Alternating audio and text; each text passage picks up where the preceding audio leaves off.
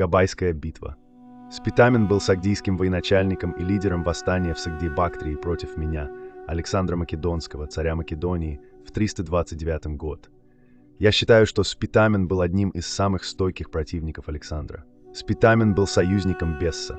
В 329 году Бесс поднял восстание в восточных сатрапиях, и в том же году его союзники начали сомневаться в своей поддержке. Я отправился со своей армией в Драпсаку, обошел Бесса с фланга и обратил его в бегство. Затем Спитамен отстранил Бесса от власти, и Птолемея послали поймать его. Пока я основывал новый город Александрия, Эсхате на реке Яксарт, пришло известие, что Спитамен поднял против меня Сагдиану и осаждает македонский гарнизон в Мараканде.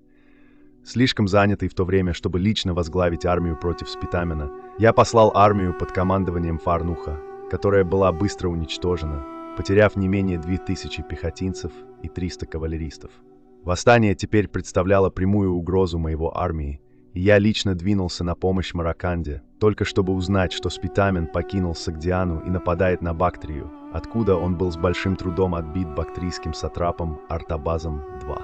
Решающий момент наступил в декабре 328 года, когда Спитамен потерпел поражение от моего полководца Александра Коэна в битве при Габай. Я, Александр Македонский, не убил Спитамена. Он был убит вероломными вождями кочевых племен, и они отправили его голову мне, прося мира.